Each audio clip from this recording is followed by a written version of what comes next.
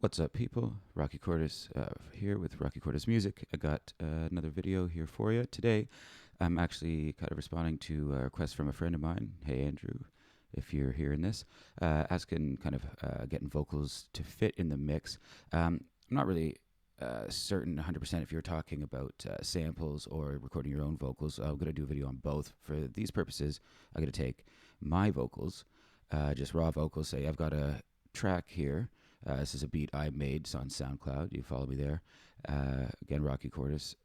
So we've got... Here, I'll get it back to the beginning. Oh, I always forget this. Can you please like and share this video as well, too? And subscribe to my channel, please. Thank you.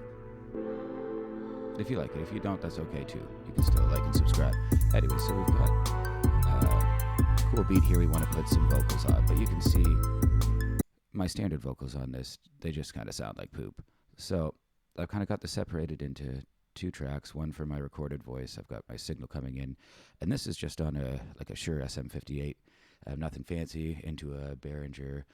It's the UMC22, the Euphoria. Very simple, but really good, cheap audio interface. So just running straight into that, and with a pop filter on. This guy here, this thing just gets the really harsh p and k sounds and cuts them out as much as possible out of the recording. Another thing I want to say too, I guess primarily when you're recording vocals, you cannot deny the importance of a proper vocal take, because you can fix a lot of things, and with technology it's pretty incredible what you can do. Like, I can take microphone hiss out of recordings post without damaging sound quality or noticeably of the vocal track or of recorded guitar or recorded live instrument. But, I mean, if you start with an excellent, well-rehearsed vocal take, it just makes your life so much easier, because you can only do so much as a producer, and you only have so much time. Maybe why would you want to waste it, on a crappy vocal take? So that's primarily. But that being said, to get even inspired to want to do that, you've got to have a good sound.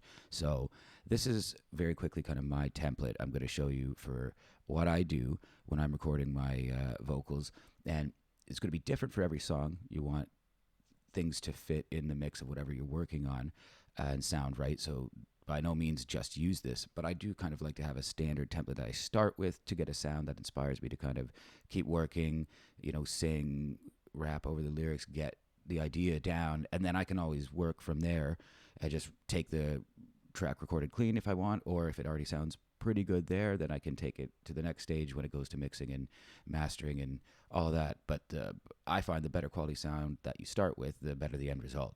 It just makes your job easier, I find, down the line, especially as somebody who's not only writing and recording my own music, but producing it and then doing all the promotion and the business end of things too. You want to save some time when you can. So I just want to show you very quickly how you can turn the vocal sound.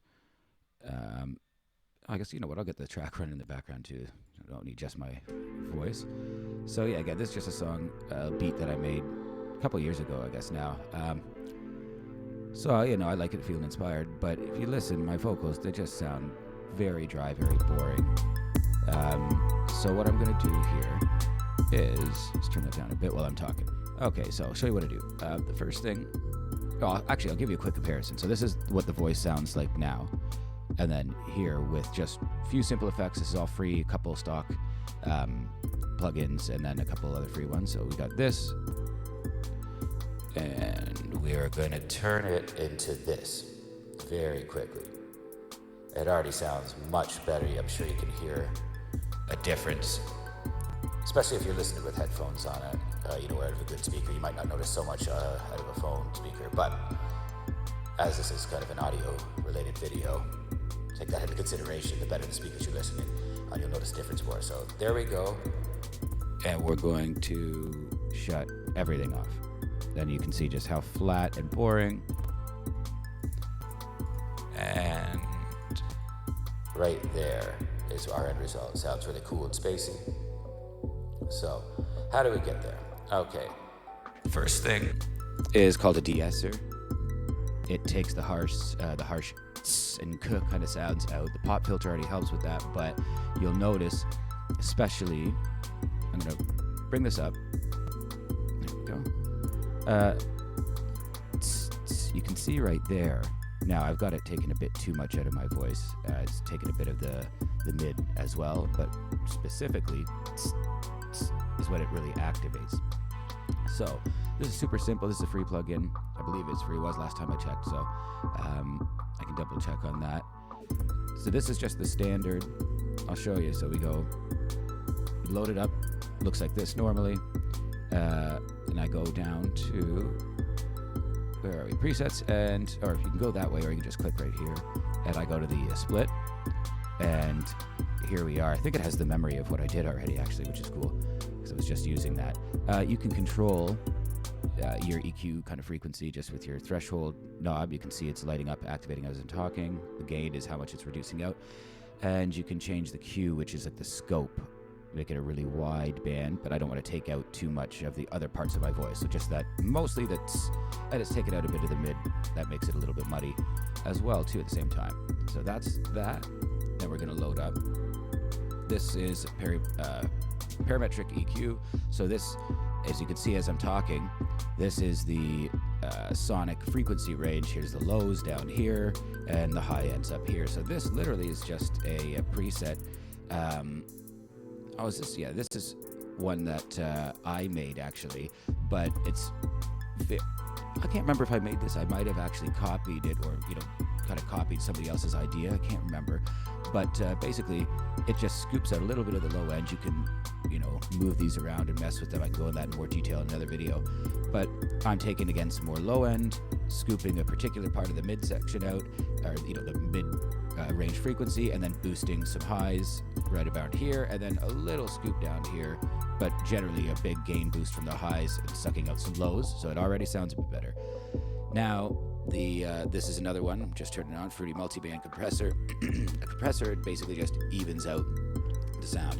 So when you're talking, not every syllable is exactly the same. There's different tonality changes and things like that, and volume changes as you get less enthused with what you're talking about, or you get more excited. So a compressor just helps. Generally, the idea is to kind of help to mesh those together a little bit. So I've got this one running, and this is just literally the standard preset. Vox. Yeah, the other one, just a standard vocal preset that I designed. Copy off somebody else's idea. I can go into specifics in another video of how I do that. But basically, even if you weren't to use that one, but actually for the purposes of this, let's just go to a standard. Let's just even do the default. It's not even too bad. It just helps to even things out. You can see it's a little muddier there. I turn this on, just a little bit more of an even layer. Also, I should explain quickly why I put these in the order that I do. Everybody's got a different philosophy that I've learned from a lot of great people. Actually, I'll give a shout out to In The Mix. It's a great YouTube channel. This guy turned me on to this TDR Nova because it's a de-esser that you can use before you record the signal. I use it all the time now. I think it's fantastic. It automates. You don't have to do anything. You just kind of set it and forget it.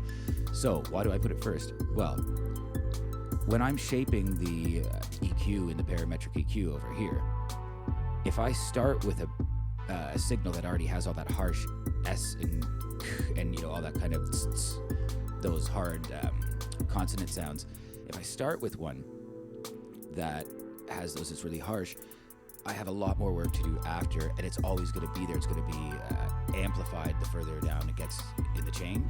So I like personally to cut that crap out first, then kind of scoop a general kind of EQ scoop out here. Then we do some compression, because why take a bad EQ signal and then compress that? Get a little bit more closer to the sound picture you're in your head. Do that first, then we're going to boost it. Now, the next step kind of doesn't make a ton of sense. It's just the Soundgoodizer program. I've been using it for, years and years, probably 8 years. And it really does just, as you can see, make things sound good. It's very see, there's it off, and there's it on. I've got it set to C, and you can control the level of it right here. There's none, there's a lot. Very simple to use, one knob, 4 settings, and it's actually, let's bring this up. All it is 4 settings, a popular the Maximus plugin. So that's all that is, but just super easy to use, convenient. And it just does sound good. It's basically, I guess it's just a compressor, different type. But I mean, what a difference. And that's a free one. It comes right in FL Studio. I mean, even the ones I'm going to show you right now, these next two, the TDR Nova as well, I mean, they're free. You can grab them. Why not? I mean, it's nothing.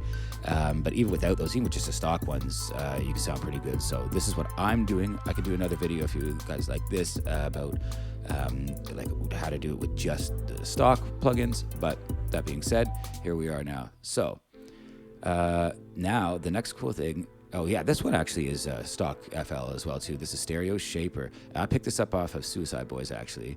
I don't know if I do it exactly like that, but if you see, it shapes the sound of the vocals and it kind of split it between the left and the right headphone channel, and it kind of almost, it gives the effect that it's kind of like a chorus or there's two people talking, but it's really just the same signal. It's just, I don't know the way it's feeding it. I don't really understand the dynamics and the engineering behind that one totally, because for me, like, does it sound good? Okay, I've only got so much time. I got to learn, you know, how to use it enough to understand the concept, but still be efficient with my time and still be able to actually make music, not spend all my day on the engineering side of things. So that's why I like the Sound Goodizer as well. If something works, it's not broke, don't break it. So I like this. Then this next one, Old School Verb. Can't remember who does this. Let me just quickly double check. Can't remember. I just want to give him a shout out to who makes this. Voxengo. Okay, Voxengo or Voxengo. I'm not totally sure, but yeah, really, really cool plugin. So I'm gonna turn this on, and it really is just a old school kind of more analog sounding reverb. And reverb, if you're watching this, you don't know what that is. It's you're not like into the whole sound and music world to that degree. It's just the kind of echoey, spacey kind of sound, you know, like you would have in a large, you know, concert hall. You can do all types, I guess. There's, you know, a little bit or huge amounts of it. There's a lot you can do with it. But yeah, it just gives it a cool, like for a hip hop track especially if I'm going with a darker style of vocal track, as I've known to do. Let me just turn this up a little bit so you can hear a bit better of the balance for a moment. So I just find that it gives some breathing room, and you'll notice when I turn it off, you see the vocal sounds good. You see how flat that sounds? It sounds, now I'm not going to turn the reverb on for speaking and doing, like, you know, a podcast or doing a video like I'm doing now, you know, because it's just too much. But for singing and for, you know, rapping, spoken word, anything, it just, I don't know, it just has a cool effect. It sounds good, so that's why I use it. Just turn this back down so you can hear me a little bit better. Now I'm going to turn the verb off in a moment just to make it easier to hear what I'm saying, then I'll turn everything back on. Okay, so the last one, yeah, this Maximus, I'm just going to get rid of that so I stop confusing myself. I was just getting that up to show you that's the plugin that Sound Goodizer is based off of those 4 presets. Anyway, the last one is Management. This is another really cool, who does this? Auburn Sounds. So this is like the coolest. I use it all the time now. Basically, you can take this and I'm all the way over here. Ooh, now I'm moving around all the way to the other side of the speaker and closer to you or further away, and you can find. See, I'm changing it a little bit. I like right there. You fine tune where it sounds the best, because when I use things like the Stereo Shaper, certain types of reverb, or just certain times in the mix, you don't want the vocals coming straight down the center. I like to widen them out. I like to experiment. And again, nothing works for every situation. This is just kind of a general template for this kind of a beat, what I'd be doing. So, as you can hear, this is the end result of the sound that we're getting on this. It's a really dark vibe. It just sounds good. We could take this and, you know, run with it. I'd probably shut the reverb off or not have that recording and record a cleaner signal that I can work with later, but maybe I wouldn't. I mean, it all really depends on the situation. I try not to get too bogged down with templates and standards. I kind of just like to have a general idea and then play with it, keep it, you know, fun and creative still. So there it is again with everything. I'm actually shut the track right off or turn it right down so you can really hear the difference. So here's the finished product with the voice very quickly. How long have we been here? 14, so just shy of 15 minutes. So here's the finished voice, and here we're going to turn everything back off. And this is what you started with. I mean, it's not terrible. It's a recorded voice. Might be good for spoken word and stuff. But even just for the spoken word, you get to this point here and it just sounds excellent. And then you add on a little Touch of some sauce. And I mean, it's just such a difference. Now I'm feeling inspired. Now, I want to spit over the track. I want to bounce it. It's just totally different. When you hear your vocals coming back and they sound like poop like that, it's just not very inspiring. So this is how I get in the zone. And Andrew, thank you again. That was an excellent question. If I didn't answer it really with this, then I'll get it in the next one with how I do my sampling. So I figured it'd be good to do a video on both anyway. So thank you guys for watching. Really appreciate it. Again, please like and subscribe. Share the video if you dig it. Comment. Just let me know what you thought. And have a good one. Thank you guys again so much for watching. Peace.